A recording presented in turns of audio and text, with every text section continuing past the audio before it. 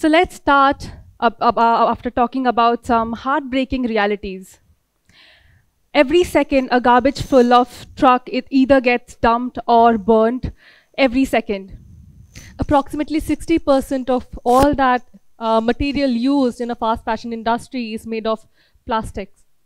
Approximately 20% of the industrial wastewater pollution is because of the fast fashion industry. The fast fashion world bears a heartbreaking human cost.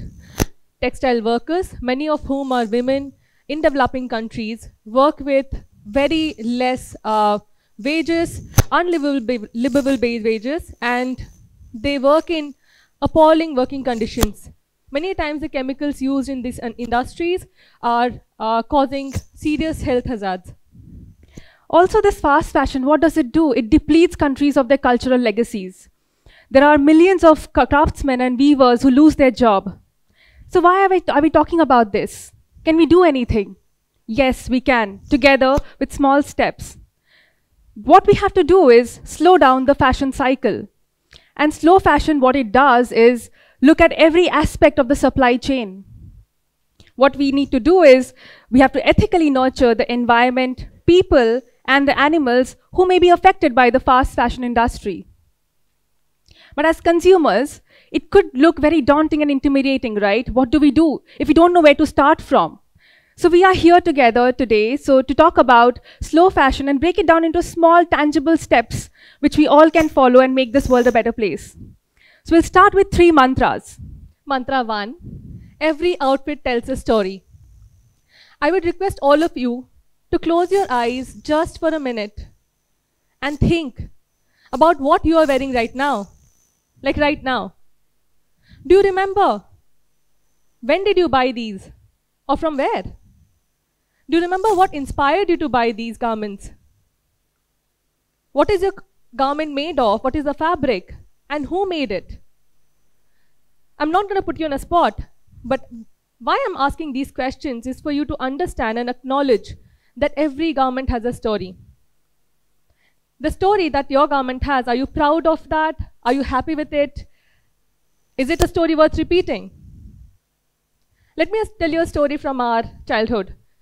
We both, Sujata and I, are from a middle-class family. We used to only get new clothes during special occasions and festivals.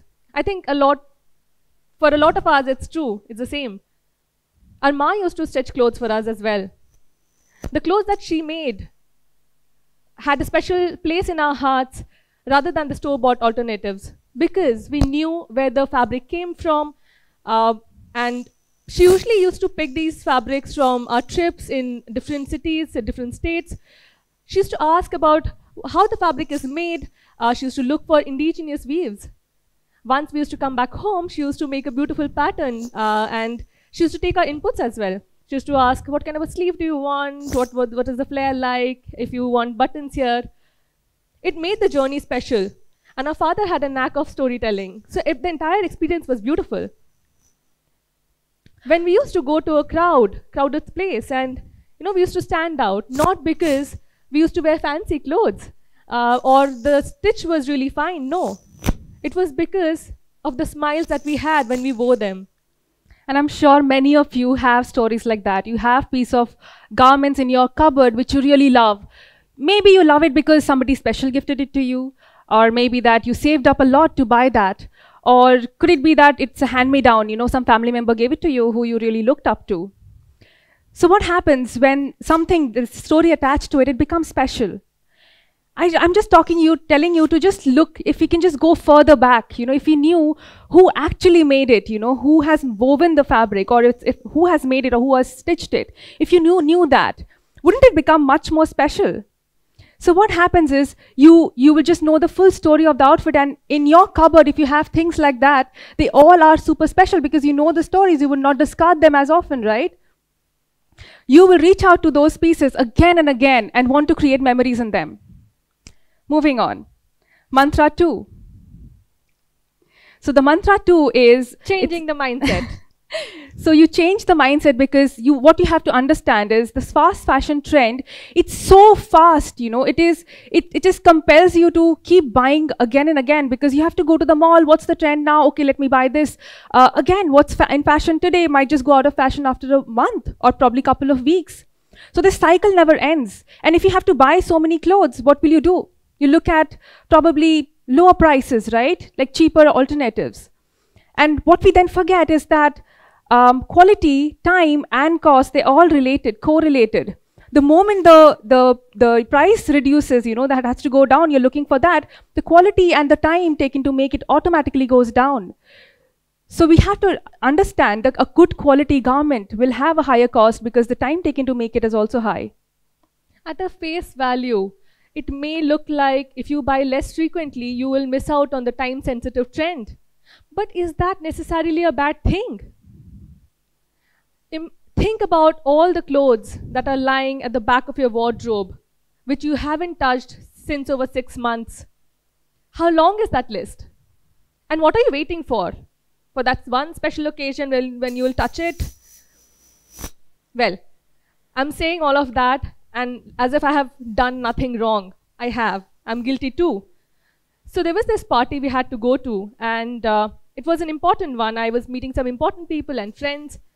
So I was taking more time to get ready. So I was looking at the wardrobe. There was this long, untouched dress. The tag was still on. I took it out and I ironed it. I wore it. I felt very happy. And I went out. I went to the party. The moment I went there, I realized that I was not comfortable. It was poking me here on the waist. I was constantly adjusting it. Not happy at all. I could not focus on the conversations. I did not eat properly. Needless to say, I did not enjoy at all. I came back home with a sad face. Why do we do that? Why do we buy mindlessly, constantly? Is it because it's available there for a discount? Because it's in trend? What will happen to that dress? Can you guess what happened to that dress? I came back home, I hated it, I'll never wear it again, right? So I gave it away, mindlessly, just to reduce my guilt. And I know for a fact that nobody is gonna wear it. Even if they wear it, they'll not repeat it. What has happened to that dress? Probably it's lying in the landfill. For thousands of years it'll be lying there. It was polyester. What a shame. So let me talk to you about a garment that's sari. Sari is naturally sustainable. Why? Because you can create so many different silhouettes out of it. You can wear it with a top, a jacket, a kurta, and change the look of it. There are statement pieces like that. If you reach out to those statement pieces, if you buy those, what happens is it'll keep making memories, and you will not end up discarding it. So what I'm asking you to is pick those kind of clothes, timeless piece of clothes that will just pass the test of time. This fast fashion industry is already telling you to keep buying more and more, as if more is better. But if we have clothes like these, probably statement pieces, you would know that more is not better. Less is beautiful, less is better too. Moving on to the third mantra, which is asking the right questions. As business owners, we know on the website, there are filters, right? And first filter people usually go to is the price, low to high. We have done that, I have done that. And it's there for a reason. But if you're a conscious customer, can you look at something that is beyond that? I'm not saying don't do that, but after that, what would you do? You can probably look at the fabric. You can also look at the design. Does the garment has extra seam, extra margin? You can alter it later. Do we look at qualifiers like whether it's ethically made, whether it's naturally dyed, organic? In our organization, what we do is not just look at what you look, which is the product and packaging. We also look beyond that, which is the systems. We can fix the systems and make it more sustainable. The weight of everything, the systems, everything comes on the product. So what I mean by that is we have different checks in our packaging and labeling department. So a wrong parcel doesn't go out, so it doesn't come back to me with an RTO or a return. There we just reduce the carbon footprint, right? There are many ways to do that. We order in bulk. We have our offices that is, which has natural light, so that we don't have to switch on the lights all the time. We have option of AC and fan, so people can opt for air conditioning or not.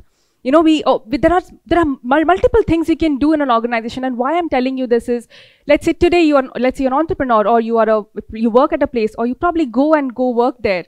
In future, you can actually fix the system so the burden doesn't come on the product. Well, Sujata can go on and on and on about it, because we have invested so much of time.